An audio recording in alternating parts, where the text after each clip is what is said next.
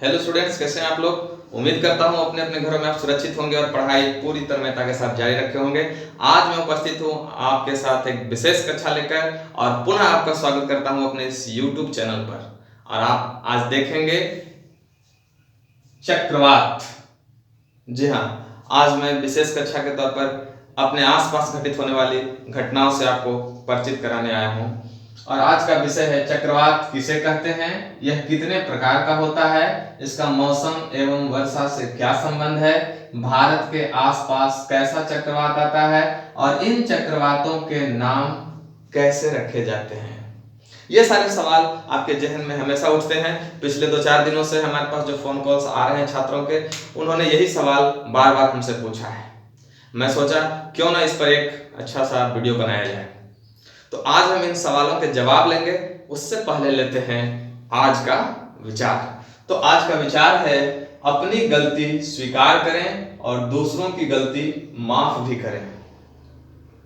Students, ऐसा होता है कि हम अपने दैनिक जीवन में बहुत सारी गलतियां कर बैठते हैं और ये गलतियां तो बरबस हो जाती हैं, लेकिन इन गलतियों को हम स्वीकार नहीं करते। ये उससे भी बड़ी गलती है, उससे भी बड़ी भूल है। हमें अपनी गलतियों को स्वीकार करना चाहिए और इससे हम छोटे नहीं होते, बल्कि हमारा कद और भी बड़ा होता है। दूसरी बात ये कि हम हमेशा आरोप दूसरे पर मढ़ देते हैं और दूसरे यदि कुछ गलतियां करते हैं तो हम उन्हें माफ भी नहीं करते। ऐसा आपके जीवन में भी होता होगा। मेरा आज का सुझाव यही है कि आप खुद की गलती को स्वीकार भी करें और दूसरों की गलती को माफ भी करें। एक कवि ने कहा है, क्षमा शोभती उस भुजंग को जिसके पास गरल हो। गरल कहते हैं विष को, जहर को, और भुजंग कहते हैं सांप को। उस सांप को क्षमा शोभा देती है जो विष के साथ रहता हो, जिसके पास विष हो। क्षमा शोभती उस भुजंग को जिसके पास गरल हो, उसको क्या जो दंतहीन विषरहित विनीत सरल हो। क्षमा कौन करेगा? जिसके पास क्षमा करने का गुण होगा। तो यदि आप क्षमा करते हैं, दूसरे को माफ करते हैं, तो आप छोटे नहीं होंगे, आप बड़े हो जाएंगे और अपनी गलतियों को स्वीकार करेंगे तो आप दूसरे के नजर में और अच्छे हो जाएंगे। तो हमने अपनी जिंदगी को कुछ यूं आसान कर लिया, कुछ से माफी मांग ली और कुछ को माफ कर दिया, है ना। तो आज हम चलते हैं अपने उस विषय वस्तु की ओर और आज हम जानेंगे चक्रवात किसे कहते हैं। तो लेते हैं आज का पहला सवाल, चक्रवात किसे कहते हैं। चक्रवात, इसमें दो शब्द हैं, एक है चक्र और दूसरा है वात।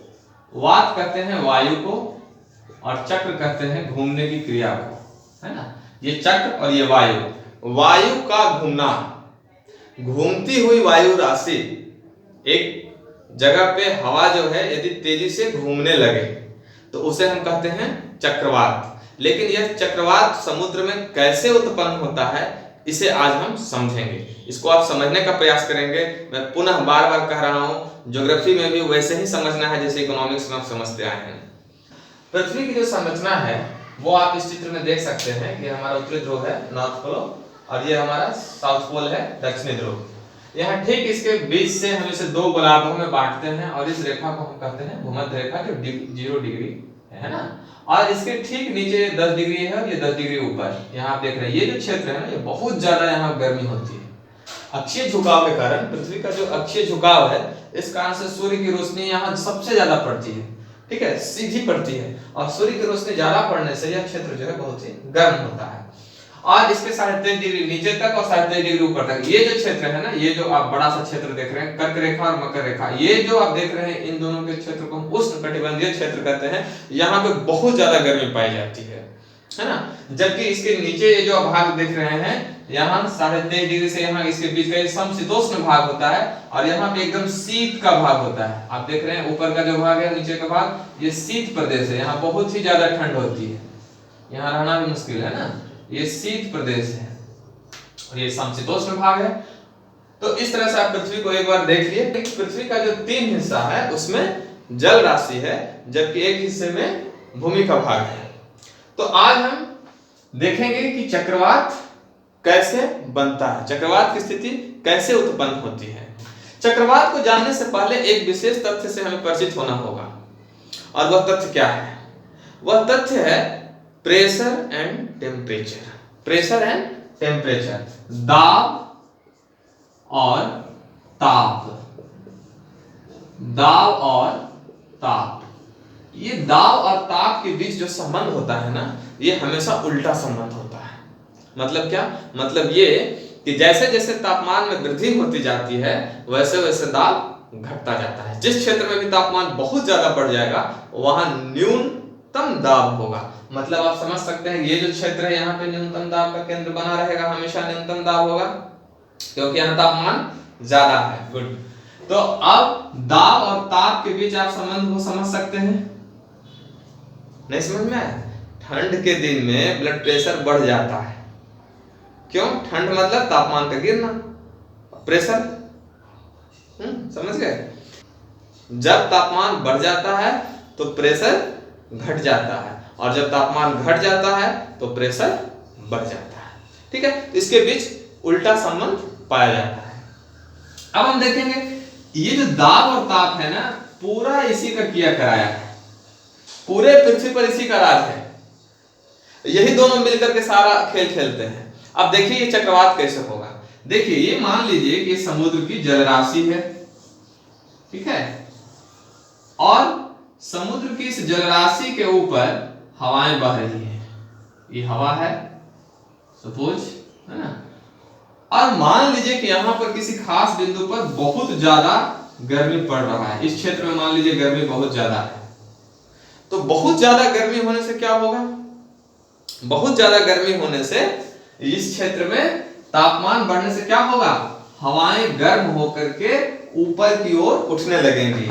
यहाँ की जो हवाएं हैं वो गर्म होकर के ऊपर की ओर उठने लगेंगी। ये हवाएं यहाँ से ऊपर उठने लगेंगी, ठीक है।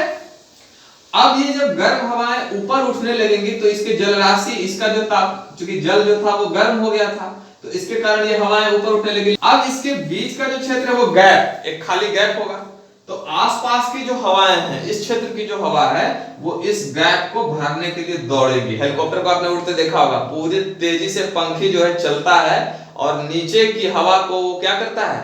शून्य कर देता है, मतलब वहां हवा गायब हो जाती है और वो धीरे धीरे हेलीकॉप्टर जो है ऊपर की ओर उठने लगता है। क्यों? क्योंकि नीचे जो आसपास का हवा का क्षेत्र है उसके नीचे दबाव बनाता है और वो उसके नीचे आता है और धीरे धीरे ऊपर की तरफ उठता जाता है। ठीक यहाँ भी वही होता है, यहाँ आसपास की जो हवाएं हैं नीचे की तरफ आती है, लेकिन जब हवाएं तेजी से आती हैं तो सीधे नहीं आती हैं। अब बोले सर सीधे क्यों नहीं आती है? इसलिए नहीं आती है क्योंकि पृथ्वी हमारी घूमती रहती है ना, आपको तो पता है पृथ्वी घूम रही है, तो पृथ्वी के घूर्णन गति मतलब घूमने के कारण ये जो हवाएं हैं ये भी घूमने लगती हैं। तो हवाएं क्या होती हैं? घूमने लगती हैं इस तरह से। इसके आसपास की हवाएं जो इधर आ रही हैं इस बिंदु की तरफ, और ये जो केंद्र है जहां से ये उठा था, हवा जहां से ऊपर की ओर गया था, इसके तरफ ये आने लगती है और इससे पूरा क्षेत्र जो है हवाओं का एक बहुत ही बड़ा क्षेत्र जो है इस तरह से हवाएं यहाँ पे घूमने लगती हैं। साथ में जो जल राशि है इसको भी अपने साथ उठा लेती हैं और यह एक विकराल रूप धारण कर लेती है, जिसे हम ज्योग्राफी की भाषा में चक्रवात कहते हैं। ठीक है, हमारा दूसरा प्रश्न था कि चक्रवात कितने प्रकार के होते हैं, ये दूसरा सवाल था हमारा।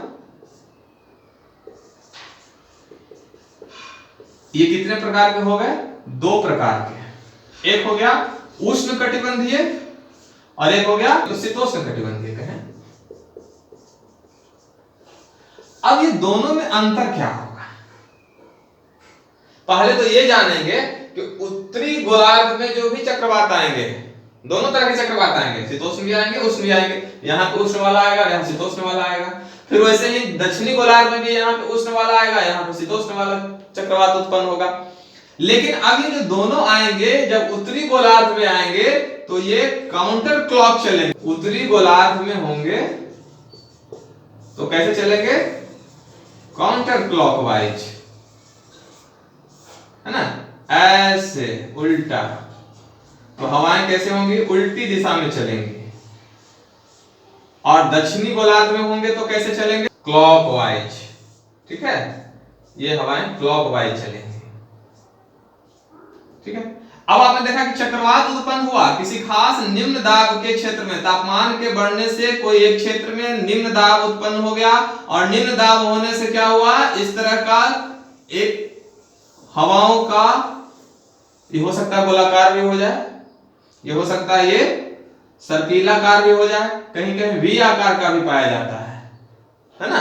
तो इस तरह से चक्रवात की स्थिति उत्पन्न होगी। ये अगर उत्तरी गोलार्ध में होगा तो ये एंटी क्लॉकवाइज हवाएं चलेंगी, ठीक है। इसका क्षेत्रफल 30 किलोमीटर से लेकर के 250 किलोमीटर तक जा सकता है, 1000 किलोमीटर दूरी तक हो सकता है। ये बहुत बड़े बड़े चक्रवात भी आ सकते हैं, है ना।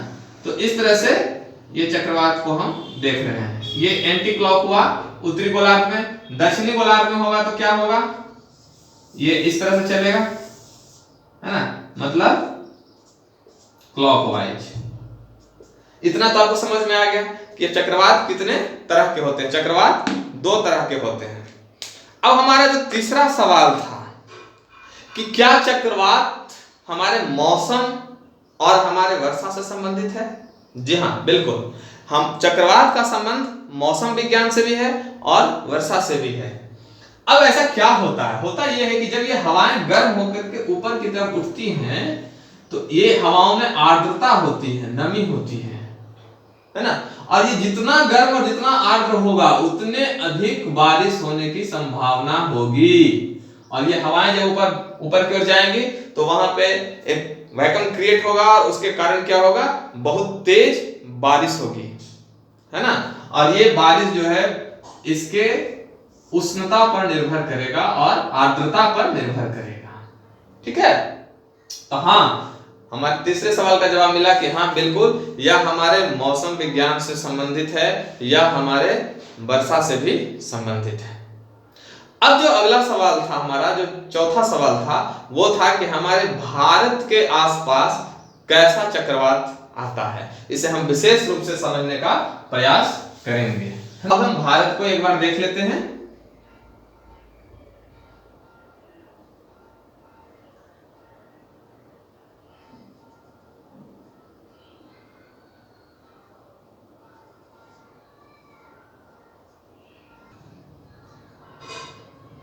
ठीक है, ये लगभग हमारा भारत है जो आपको शायद दिख पा रहा होगा।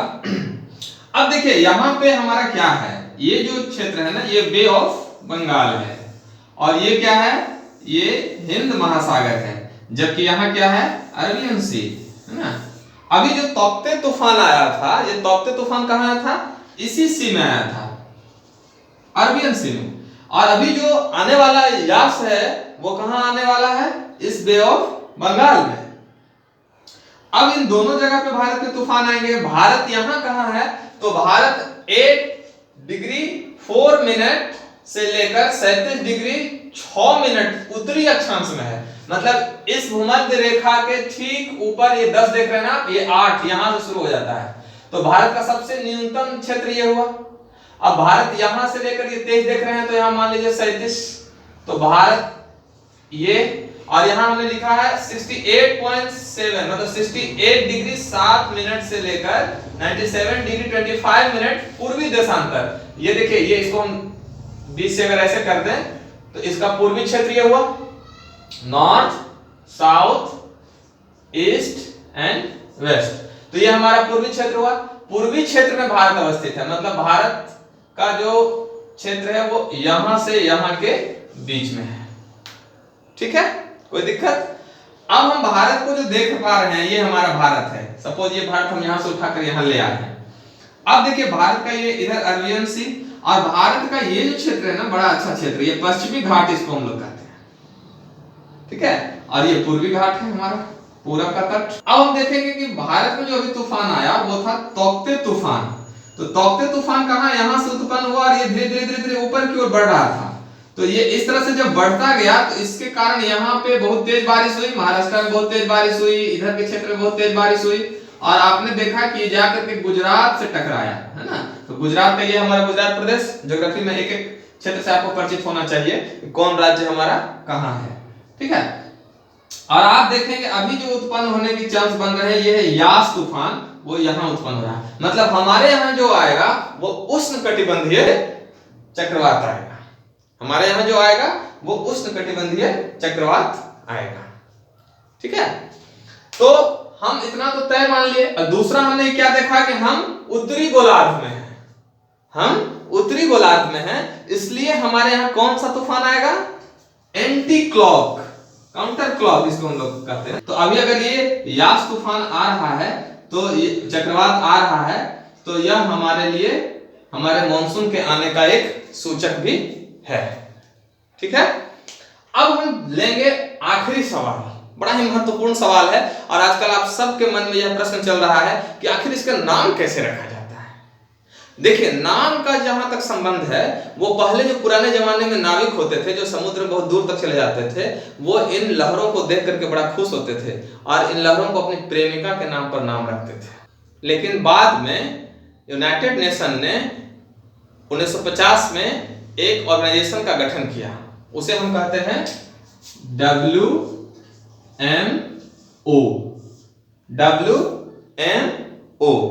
वर्ल्ड मेट्रोलॉजिकल ऑर्गेनाइजेशन, है ना। और इसका जो मुख्यालय है वो है जेनेवा में, ये 1950 में स्थापित किया गया था। यह है 1950 ईस्वी में इसकी स्थापना की गई थी। ये जो विश्व मौसम विज्ञान संस्थान है, इसको हम कहते हैं विश्व मौसम विज्ञान संगठन, है ना। इसकी स्थापना 1950 में हुई, मुख्यालय जेनेवा में है, ये बार बार आपको मैं बोल रहा हूं, आप याद रखेंगे। और इस संगठन के द्वारा यह तय किया जाता है कि नामकरण कैसे किया जाएगा, है ना। इसका नामकरण करने का जो प्रारंभिक तरीका था वो ये था कि महिलाओं के नाम पर ही नाम रख दिए जाते थे, लेकिन 70 के दशक से ऐसा किया जाने लगा कि जो सम संख्याएं थी, है ना, वो महिलाओं के नाम पर होंगे, और जो विषम संख्याएं होंगी उसका नामकरण पुरुषों के नाम पर रखा जाएगा, पुरुष के नाम पर रखा जाएगा। तो ये सम संख्या और विषम संख्या तूफानों के क्रम के अनुसार तय किए गए थे। जानेंगे PTC के बारे में, पैनल ऑन ट्रॉपिकल साइक्लोन। ये एक पैनल है जो एशिया में है, और इसके अभी वर्तमान में 13 सदस्य देश हैं, जिसमें भारत के सदस्य देश है, और ये सारे देश मिलकर के अपना अपना नाम सुझाव देते हैं, है ना। तो अभी वर्तमान में इन 13 देशों ने 13 नाम सजेस्ट किया है। ठीक है, अब हम जानेंगे कि ये जो 13 सदस्य देश हैं जो इन नामों को तय करते हैं एशिया में, वो कौन से 13 देश हैं। उन 13 देशों का नाम हम बोर्ड पर लिखते हैं, इसको मिटा दें, आप लोग इसको एक बार चाहे तो स्नैपशॉट ले सकते हैं। Bharat, Pakistan, Bangladesh, Oman, Maldives, Myanmar, Sri Lanka, Thailand, Iran, Qatar, Saudi Arab, संयुक्त अरब अमीरात और यमन, है ना। तो इतने सारे जो 13 सदस्य हैं, इन 13 सदस्यों के द्वारा एशिया में जो नामकरण किए गए हैं 13 × 13, तो अभी कितने नामकरण करके रखे गए हैं पूर्व में ही? 169, जिसमें एक नाम है तोक्ते, है ना, तोक्ते। यह तोक्ते नाम किसके द्वारा दिया गया था? यह म्यांमार के द्वारा दिया गया था। और अभी जो एक नया आने वाला है यास, यह किसके द्वारा दिया गया है नाम? यह नाम दिया गया है ओमान के द्वारा, है ना। तो इस तरह से नामकरण किए गए। मैं आपको एक बात और बता देता हूं, आने वाले समय में जो चक्रवात आएगा उसका नाम होगा गुलाब, और यह गुलाब किसके द्वारा नाम दिया गया है? इसका नाम होगा गुलाब। और ये नाम किसके द्वारा दिया गया है? ये नाम सजेस्ट किया गया है पाकिस्तान के द्वारा। आपको मैं एक बात और बता दूं कि अभी तक जितने भी चक्रवात उत्पन्न हुए हैं, जितने भी चक्रवात आए हैं, उसमें अरबियन सी में बहुत कम आए हैं, मात्र 14% आए हैं। कितने आए हैं? मात्र 14% चक्रवात ही अरबियन सी में आए हैं, जब ज्यादातर जो हमारे आए हैं वो आए हैं बे ऑफ बंगाल के तरफ से। तो आज आपने इस विशेष कक्षा में चक्रवात के बारे में बहुत कुछ जाना है। मैं उम्मीद करता हूं कि आप चक्रवात किसे कहते हैं इससे परिचित हुए होंगे, चक्रवात कितने प्रकार के होते हैं, उष्ण और शीतोष्ण, तो ये आपने जाना है। आपने यह भी जाना है कि चक्रवात उत्तरी गोलार्ध में आएगा तो काउंटर क्लॉकवाइज चलेगा, दक्षिणी गोलार्ध में आएगा तो क्लॉकवाइज चलेगा। आपने यह भी जाना है कि भारत में आने से इसका क्या प्रभाव होगा और भारत के मॉनसून में इन चक्रवातों का क्या योगदान है। आपने यह भी जाना कि इनके नामकरण कैसे किए जाते हैं और उस नामकरण में करने वाले संगठन का क्या नाम है और यह कैसे तय किया जाता है। मैं उम्मीद करता हूं कि आज की विशेष कक्षा आपके लिए बहुत लाभप्रद होगी, बहुत ही ज्यादा इंफॉर्मेटिव होगी और आपके आने वाली परीक्षाओं में भी काम देगा, है ना। न सिर्फ आपके जानकारी के लिए था बल्कि यह प्रतियोगिता परीक्षाओं में भी आपको बहुत मददगार साबित होगा।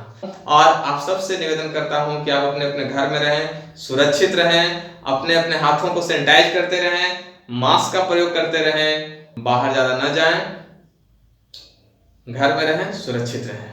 Wish you all the best.